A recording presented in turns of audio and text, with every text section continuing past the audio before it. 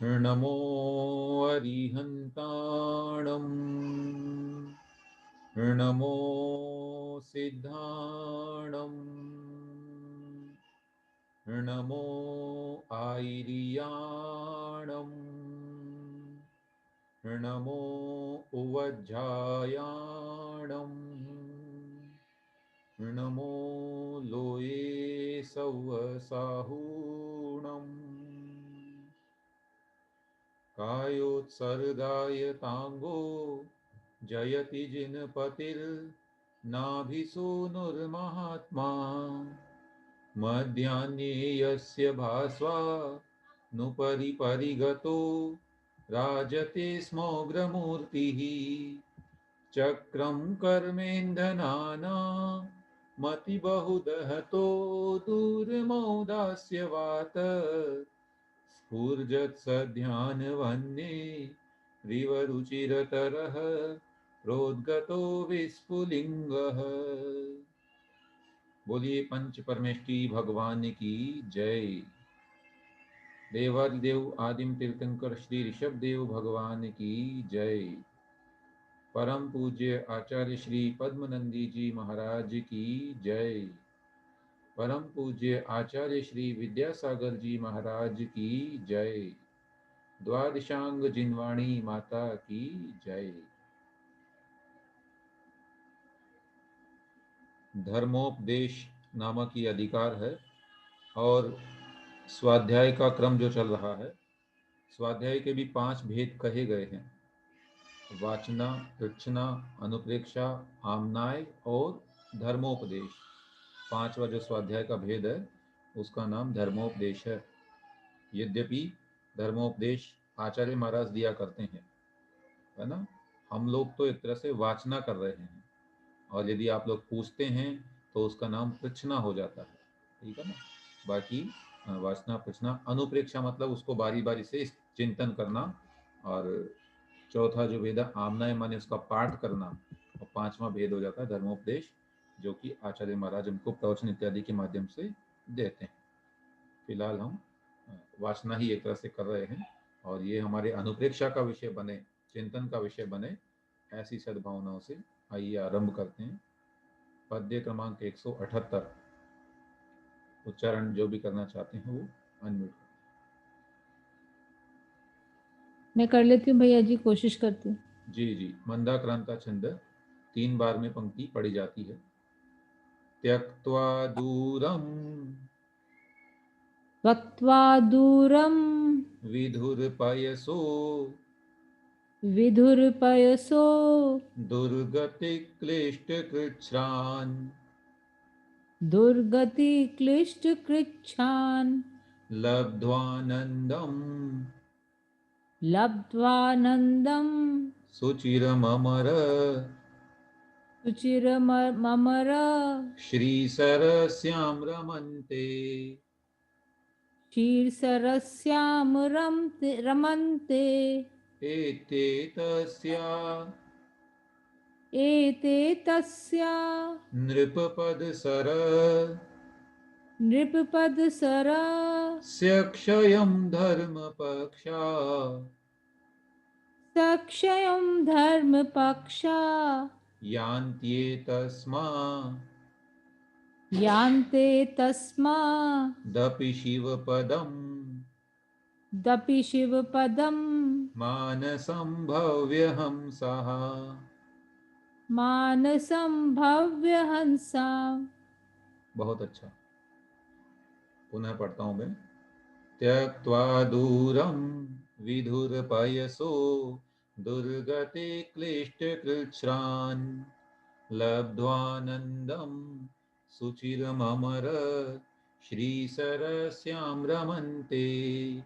एत्यैतस्या नृपपदसरस्यक्षयं धर्मपक्षा यान्त्येतस्मादपि शिवपदं मानसं भव्यहंसः। त्यक्त्वा दूरं विधुरपयसः दुर्गति क्लिष्ट कृच्छ्रान। फिर अगला शब्द जो है लब्ध्वानंदम, यहाँ दो शब्द हैं, लब्ध्वा आनंदम, फिर सुचिरम, अमर श्री सरस्याम रमन्ते। एत्य एतस्याः नृपपद सरसी अक्षयम धर्म पक्षाः। यहाँ पर भी सरस्यक्षयम लिखा था, सो नृप पद सरसी और अक्षयम धर्म पक्षाः यान्ति एतस्मात् अपि शिव पदम मानसम भव्यहंसा। धर्म की महिमा को बहुत अच्छे उपमान से यहाँ पर घटित करते हुए बता रहे हैं। आखिर में एक शब्द आया है भव्य हंसा, भव्य जीवों रूपी हंस, जो भव्य प्राणी हैं उनको हंस का उपमान दे रहे हैं कि वे हंस के समान हैं। और उससे ऊपर एक शब्द लिखा है धर्म पक्षाह, उनके पंख कैसे हैं, धर्म रूपी पंख हैं। तो धर्म रूपी पंखों वाले भव्य हंसाह, भव्य हंस क्या करते हैं, शुरू से आ जाइए अब। त्यक्त्वा छोड़कर, दूरम यानी दूर ही, दूर से ही त्याग देते हैं। किसको? विधुर पयसः, विधुर मतलब कष्ट या दुख, और पयः मतलब पानी, जल। तो जिसमें दुखों का जल भरा हुआ है, ऐसे तालाब को दूर से ही छोड़ देते हैं। और वो तालाब कौन सा है? दुर्गति क्लिष्ट कृच्छ्रान, दुर्गतियों रूपी क्लेशों से जो युक्त है, कष्टमय है, अर्थात जिसमें नरक गति, तिर्यंच गति इत्यादि दुर्गतियां हैं, ऐसी दुर्गतियों से युक्त और दुखों वाले पानी को दूर से ही छोड़कर लब्ध्वा आनंदम, आनंद प्राप्त करके, कहाँ पर? सुचिरम यानी दीर्घ काल तक, अमर श्री सरस्याम, अमर यानी देवता, देवता रूपी श्री यानी जो शोभा है, लक्ष्मी है, उससे युक्त सरस्याम यानी सरसी अर्थात तालाब में। तो जो भव्य हंस हैं वे क्या करते हैं? धर्मों के माध्यम से, धर्म रूपी पंखों से उड़ान भरते हैं। तो गंदे पानी वाले जो स्थान है, जैसे नरक, तिर्यंच इत्यादि, उसको दूर से ही छोड़ करके, और देवताओं रूपी जो देवपद स्थान मतलब स्वर्ग रूपी जो तालाब है, उसमें दीर्घ काल तक आनंद लेते हुए रमनते, रमण करते हैं। फिर क्या करते हैं? एत्य आकर, एतस्याह मतलब वहां से भी चल करके नृपपद सरसी, राज्य पद रूपी तालाब में, नीचे जमीन, यहाँ पृथ्वी पर जो मध्य लोक में मनुष्य जहाँ बनते हैं, वहां पर चक्रवर्ती अथवा राजा इत्यादि पदों के उस तालाब में क्या करते हैं? वहां पर भी रमनते अर्थात रमण करते हैं। ये दोबारा लगा लेंगे पद। और फिर वहां से आगे बता रहे हैं अक्षयम, जो कि स्थायी है, शाश्वत है, ऐसे शिव पदम मानसम, मोक्ष पद रूपी मान सरोवर को यान्ति चले जाते हैं। कहाँ से? ए तस्मात अपि यानी इस राज्य पद से भी, इस मनुष्य पर्याय को छोड़ करके यहाँ से भी मोक्ष रूपी मान सरोवर में चले जाते हैं। तो इस प्रकार यहाँ पर एक हंस की उपमा देते हुए और भव्य जीवों को धर्म का महत्व बता रहे हैं। कह रहे हैं कि जिस प्रकार हंस नाम का पक्षी खराब जल से भरे हुए तालाब को छोड़कर निर्मल जल से भरे हुए सरोवर में अपने पंखों के बल से चला जाता है, तथा वहां पर चिरकाल तक आनंद से क्रीड़ा करता है, तथा अपने पंखों के बल से ही उस सरोवर को भी छोड़कर दूसरे सरोवर में चला जाता है, इस प्रकार क्रमशः नाना उत्तम सरोवर के आनंद को भोगता भोगता वही हंस मान सरोवर को प्राप्त हो जाता है, मान सरोवर के वहां चला जाता है जो कि हिमालय पर्वत पर, तथा वहां पर चिरकाल तक नाना प्रकार के आनंदों का भोग करता है। वह गंदे पदार्थ नहीं खाता, अपितु वहां मोती वह चुगता है। उसी प्रकार ये भव्य रूपी हंस भी धर्म रूपी पंख के बल से दुख रूपी जल से भरे हुए दुर्गति रूप तालाब को छोड़कर देवलोक संबंधी जो लक्ष्मी रूपी सरोवरी है, उसमें आनंद के साथ चिरकाल तक क्रीड़ा करते हैं, तथा उसको भी छोड़कर धर्म के बल से वे नाना प्रकार के चक्रवर्ती, राजा इत्यादि पद रूपी सरोवर में क्रीड़ा करते हैं, अर्थात चक्रवर्ती आदि पद का भोग करते हैं। पीछे उससे विमुख होकर धर्म के बल से ही वे भव्य रूपी हंस मोक्ष पद रूपी मानसरोवर को प्राप्त हो जाते हैं। इसलिए भव्यों को चाहिए कि वे ऐसे महात्म्य सहित धर्म का सदा आराधन करें।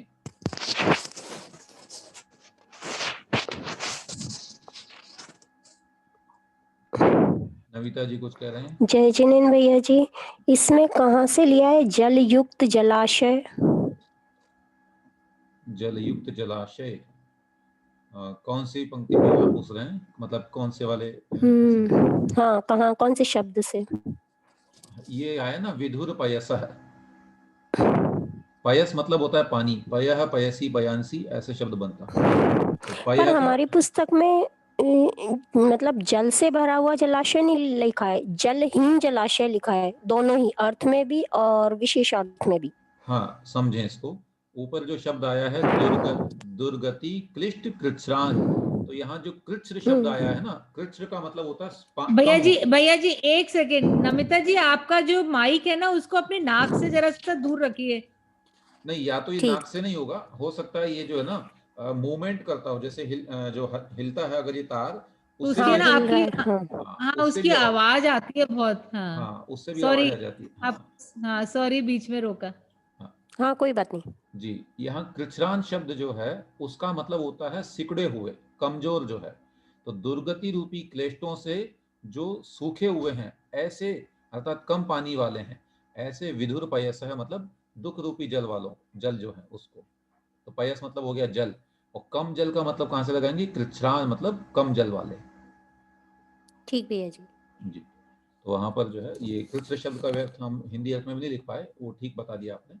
कृच्छ्र का मतलब हो गया कम या अल्प मात्रा में होना, और पयः यानी पानी, ये इसका अर्थ है।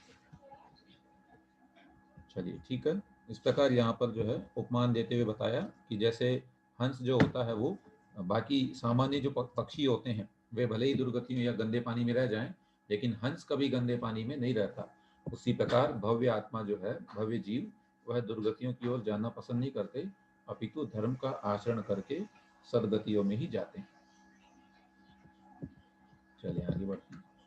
पद्य क्रमांक 179, शार्दुल विकृत जायन्ते जिन चक्रवर्ती बलभृत, जायन्ते जिन चक्रवर्ती बलभृत, भोगीन्द्र कृष्णादयो, भोगेन्द्र कृष्णादयो, धर्मादेव दिगंगनांग विलसत्, धर्मादेव दिगंड धर्मादेव दिगन्ना विलस। हाँ, ये ड नहीं है, वो ng है, तो क ख ग घ ng वाला, इसमें हमें बिंदी लगा देनी चाहिए थी। दिगंग नांग ऐसा। दिगंग नांग, हाँ, धर्मादेव दिगंग नांग नांग विलसत्, विलसत्, शश्वर्यशश्चन्दनः, शश्वत शश्वत शश्वत यशंदना, तद्धीना नरकादियो निशुनरा, त्वद्दीना नरकादियो निशुनरा, दुःखं सहन्ते ध्रुवम्, दुःखं सहन्ते ध्रुवम्, पापेनेति विजानता किमिति नो, पापेनेति विजानता किमिति किमिति किमिति नो, धर्मः सता धर्मं सेव्यते। धर्म सता सेव्यते। ठीक। जायन्ते जिन चक्रवर्ति बलभृत, भोगीन्द्र कृष्णादयो, धर्मादेव दिगङ्गनाङ्ग विलसत्, शश्वद्यशश्चन्दनः, तद्धीना नरकादियो निशुनरा, दुःखं सहन्ते ध्रुवम्, पापेनेति विजानता किमिति नो, धर्मः सदा सता सेव्यते।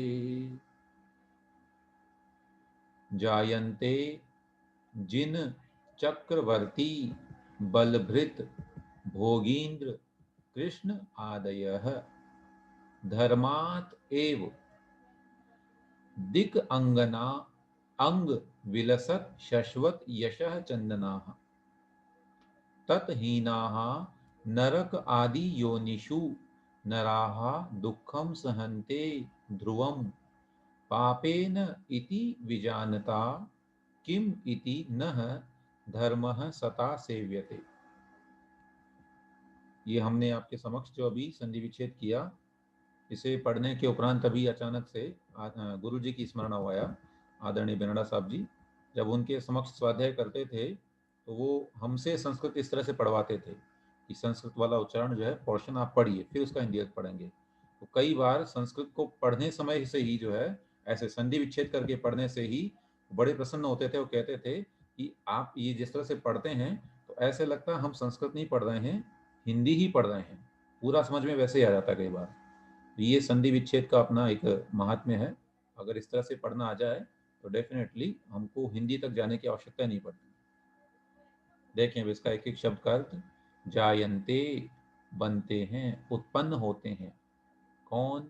जिन अर्थात तीर्थंकर, चक्रवर्ती, बलभृत यानी बलभद्र, भोगींद्र, भोगींद्र का मतलब यहाँ धर्णेन्द्र है। भोगी बोलते हैं सांप को, है ना, सर्प। और सर्प जो है वो धर्णेन्द्र का चिन्ह होता है एक तरह से, इसलिए उनके मुकुट में वह लगा रहता है चिन्ह रूप में। सो भोगींद्र मतलब धर्णेन्द्र, जो कि अधोलोक के जितने भी देवता हैं तीनों योनियों के, उनके इंद्र कहे जा सकते हैं ऐसे। और कृष्ण अर्थात नारायण यहाँ पर लेंगे, आदि से और भी लगा लेंगे, नारायण, प्रतिनारायण और अन्य जो भी महापुरुष होते हैं वे सभी इत्यादि उत्पन्न होते हैं। कैसे? धर्मात एव, धर्म से ही। एकमात्र धर्म ही ऐसा कारण है जिस वजह से ये सब इन पदों को प्राप्त करते हैं। और कैसे हैं ये पद? दिक अंगना, दिशाओं रूपी ललनाज। अंगना मतलब स्त्री है, दिशाओं को स्त्री का उपमान देते हुए कह रहे हैं कि दिशाओं रूपी स्त्रियों के अंगों पर विलसत यानी शोभायमान है, जिनका शाश्वत यशः चंदना अर्थात शाश्वत कीर्ति रूपी चंदन, अर्थात उन्होंने चंदन लगाया है दिशाओं के अंगना, दिशा रूपी स्त्रियों के अंगों पर, और वह शोभायमान हो रहा है। और इसको अगर सामान्य से देखेंगे तो जिनका यश आज भी सर्वत्र व्याप्त है, सभी दिशाओं में जिनकी कीर्ति फैली हुई है, ऐसे वे सभी ऊपर के जो पद हैं वे धर्म से ही उत्पन्न होते हैं। और तत्हीनाहा, उससे रहित अर्थात धर्म से विहीन जो अधार्मिक हैं, वे नरक आदि योनिषु, नरक आदि योनियों में, नराहा ऐसे मनुष्य, दुखम सहनते दुखों को सहन करते हैं, ध्रुवम यानी चिरकाल तक या निश्चित रूप से। और क्यों करते हैं? पापेन, पाप के कारण। तो इसका समेकित अर्थ हो जाएगा कि धर्म से रहित जो मनुष्य हैं वे पाप के कारण नरक आदियों में निश्चित ही दुख को सहन करते हैं। इति विजानता, ऐसा जानते हुए भी, किम इति आखिर क्यों, धर्मः सता न सेव्यते, सज्जनों के द्वारा धर्म का सेवन क्यों नहीं किया जाता, अर्थात अवश्य ही करना चाहिए। जब हम ये बात जानते हैं कि जितने बड़े बड़े पद हैं, चक्रवर्ती, तीर्थंकर, बलभद्र इत्यादि, ये सब जो दिए हैं ये सब धर्म के प्रभाव से ही मिलते हैं। और यदि धर्म नहीं करेंगे तो नरकों में बड़े घोर दुख उठाने पड़ेंगे। फिर भी अगर धर्म में मन नहीं लग रहा तो ये बड़े आश्चर्य की बात है ना? भावार्थ, जो मनुष्य धर्मात्मा है वे मनुष्य धर्म के बल से ही तीर्थंकर, चक्रवर्ती, बलभद्र, धर्णेन्द्र, नारायण, प्रतिनारायण आदि पद के धारी होते हैं, तथा उनकी कीर्ति समस्त दिशाओं में एक कोने से लेकर दूसरे कोने तक फैल जाती है। और जो धर्म से रहित हैं वे तो निश्चय कर नरक आदि योनियों में नाना प्रकार के दुखों को सहते हैं। ऐसा जानते हुए भी आचार्य कहते हैं कि विद्वान मनुष्य धर्म की क्यों आराधना नहीं करते, अर्थात उनको अवश्य ही धर्म की आराधना करनी चाहिए। स्पष्ट है? कोई जिज्ञासा हो तो बताइए। भैया जी सेकंड पंक्ति का उच्चारण चाहिए। ठीक है, आप मेरे बात दोहराइए। धर्मादेव दिगंगनांग विलसत्, धर्मादेव दिगंगनांग विलसत्, शश्वद्यशश्चन्दनः। शश्वद्यशश्चन्दनाः। ठीक। ठीक है जय। जी, चलिए आगे बढ़ते हैं। पद्य क्रमांक 180। सस्वर्गः सुखरामणीयकपदम्, सस्वर्ग सुख रामणीयक पदम, ते ते प्रदेशाः परः। ते ते प्रदेशा परा, सारासा च विमानराजिरतुल, सारासा च विमान रजित रतुल, प्रेङ्खत्पताकापटाः। प्रेम खत पताका पटा, ते देवाश्च पदातयः परिलसत्, ते देवाश पदातय परिलसत्, तन्नन्दनं तास्त्रियः। तन्नन्दनं तास्त्रिय, शक्रत्वं तदनिन्द्यमेतदखिलम्, शक्रत्वं तद् निन्दयं मेल्दखिलम्, धर्मस्य विस्फुर्जितम्। धर्मस्य विस्फुर्जितम्। ठीक। सस्वर्गः सुखरामणीयकपदम्, ते ते प्रदेशाः पराः। सारासा च विमानराजिरतुल, वेङ्खत्पताकापटः। ते देवाश्च पदातयः परिलसत्, तन्नन्दनं तास्त्रियः। शक्रत्वं तदनिन्द्यमेतदखिलम्, धर्मस्य विस्फुर्जितम्।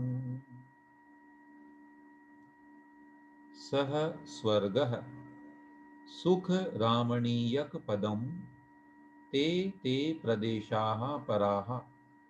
सारा सा च विमान राजीः, अतुल प्रेंखत पताका पटाः।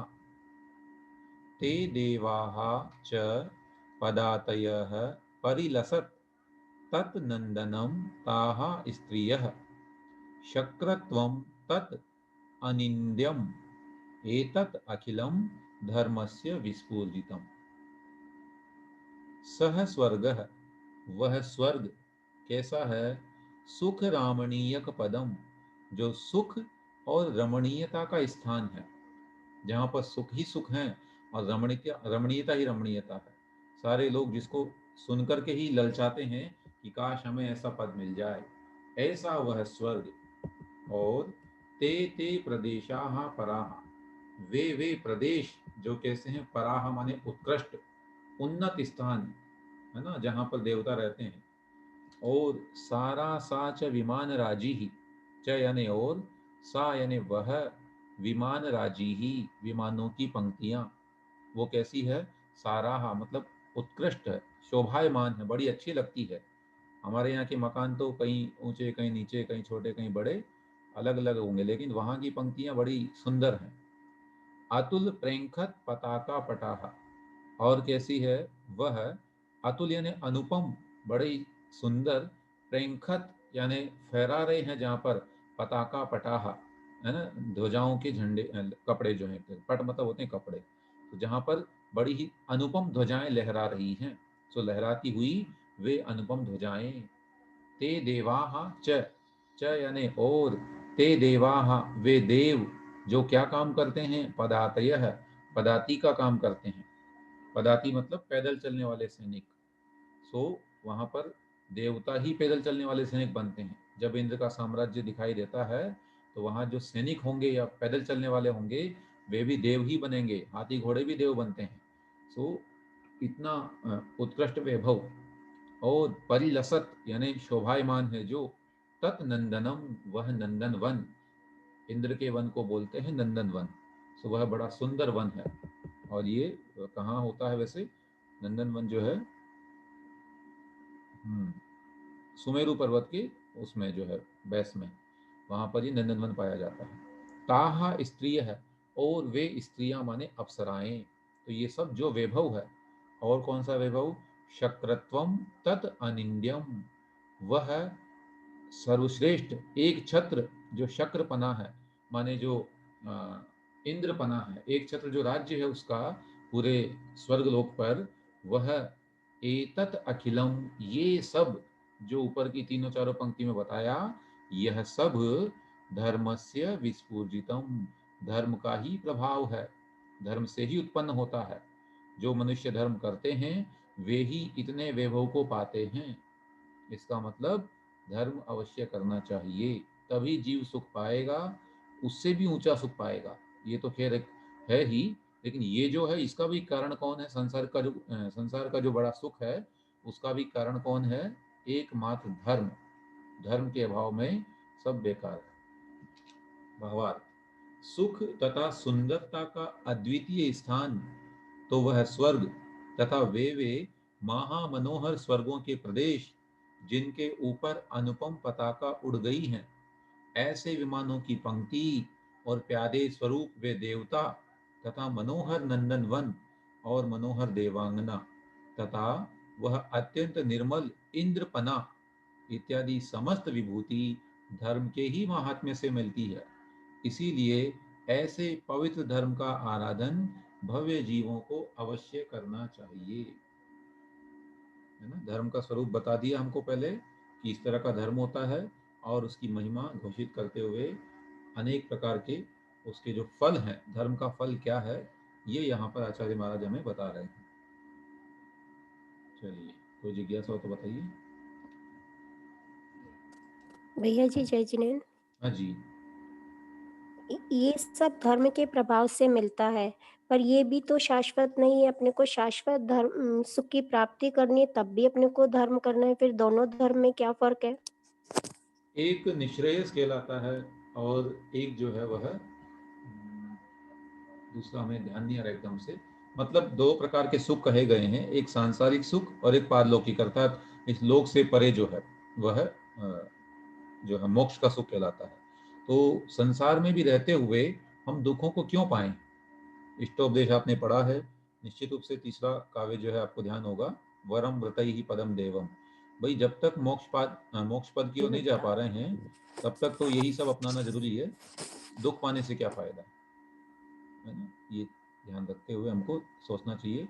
और संसार के सुख की भी अपनी महिमा है, ऐसा नहीं कि उसकी महिमा नहीं है।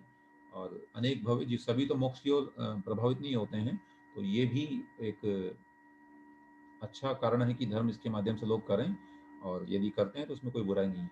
लेकिन कामना नहीं करनी चाहिए ऐसी, और कामना करने से ये पद मिलते भी नहीं है।